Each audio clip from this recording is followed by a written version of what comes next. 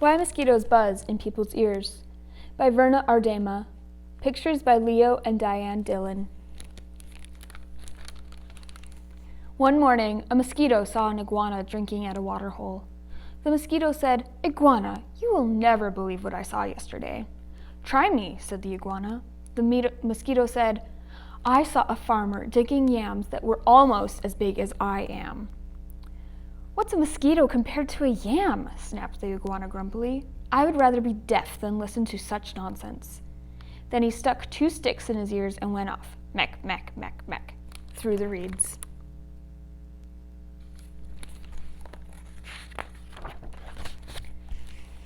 The iguana was still grumbling to himself when he happened to pass by a python. The big snake raised his head and said, "Good morning, iguana." The iguana did not answer him, but lumbered on, bobbing his head, badamin, badamin. "Now, why won't he speak to me?" said the python to himself. "Iguana must be angry about something. I'm afraid he is plotting some mischief against me." He began looking for somewhere to hide. The first likely place he found was a rabbit hole, and in it he went, wassa wasu, wassa wasu, wassa wusu. When the rabbit saw the big snake coming into her burrow, she was terrified. She scurried out through her back way and bounded, crick, crick, crick, across the clearing.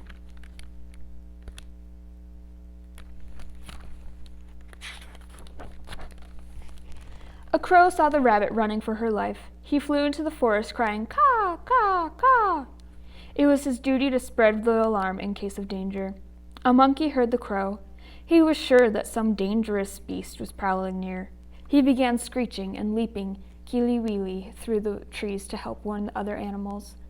As the monkey was crashing through the treetops, he happened to land on a dead limb. It broke and fell on an owl's nest, killing one of the owlets.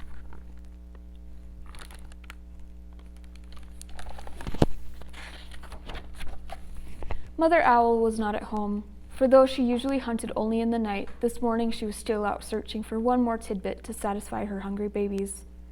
When she returned to the nest, she found one of them dead. Her other children told her that the monkey had killed it. All that day and all that night she sat in her tree, so sad, so sad, so sad. Now it was Mother Owl who woke the sun each day so that the dawn could come. But this time, when she should have hooted for the sun, she did not do it. The night grew longer and longer. The animals of the forest knew it was lasting much too long. They feared that the sun would never come back.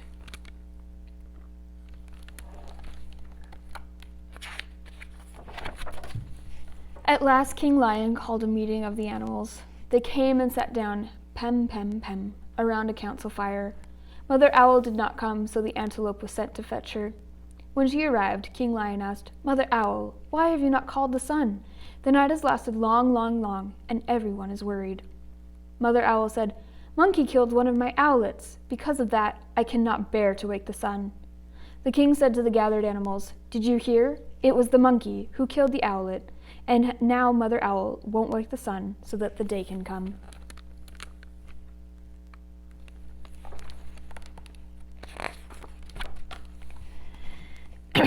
Then King Lion called the monkey. He came before him nervously, glancing from side to side, rim, rim, rim, rim. "Monkey," said the king, "why did you kill one of Mother Owl's babies?" "Oh, king," said the monkey, "it was the crow's fault. He was calling and calling to warn us of danger, and I went leaping through the trees to help. A limb broke under me, and it fell on the owl's nest." The king said to the council, "So it was the crow who alarmed the monkey, who killed the owlet, and now Mother Owl won't wake the sun so that the day can come."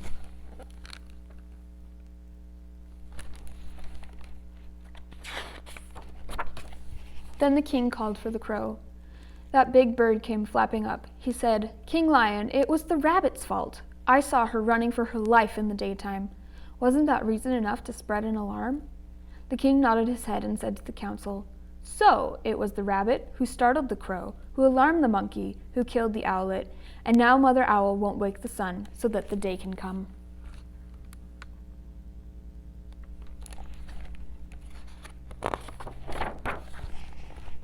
The king lion called the rabbit. The timid little creature stood before him, one trembling paw drawn up uncertainly. "Rabbit," cried the king, "why did you break a law of nature and go running, running, running in the daytime?" "O king," said the rabbit, "it was the python's fault. I was in my house minding my own business when that big snake came in and chased me out. The king said to the council, so it was the python who scared the rabbit, who startled the crow, who alarmed the monkey, who killed the owlet, and now Mother Owl won't wake the sun so that the day can come.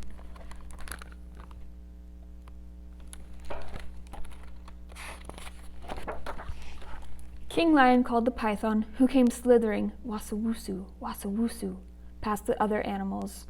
But King, he cried, it was the iguana's fault. He wouldn't speak to me, and I thought he was plotting some mischief against me. When I crawled into the rabbit's hole, I was only trying to hide. The king said to the council, so it was the iguana who frightened the python, who scared the rabbit, who startled the crow, who alarmed the monkey, who killed the owlet, and now Mother Owl won't wake the sun so that the day can come.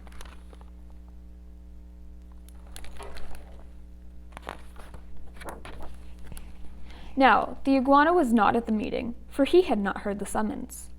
The antelope was sent to fetch him. All the animals laughed when they saw the iguana coming, bada-min, with the sticks still stuck in his ears. King Lion pulled out the sticks, prup, prup. Then he asked, Iguana, what evil have you been plotting against the python? None at all, cried the iguana. Python is my friend. Then why wouldn't you say good morning to me? Demanded the snake.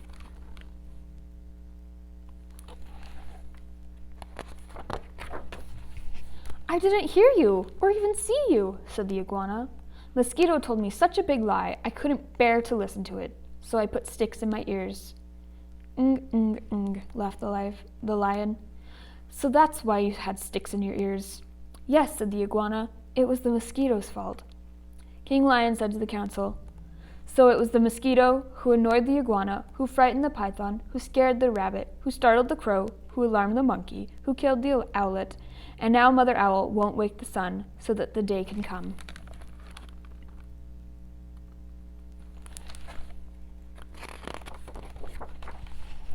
Punish the mosquito, cried all the animals. When Mother Owl heard that, she was satisfied. She turned her head toward the east and hooted, hoo, hoo, hoo, and the sun came up.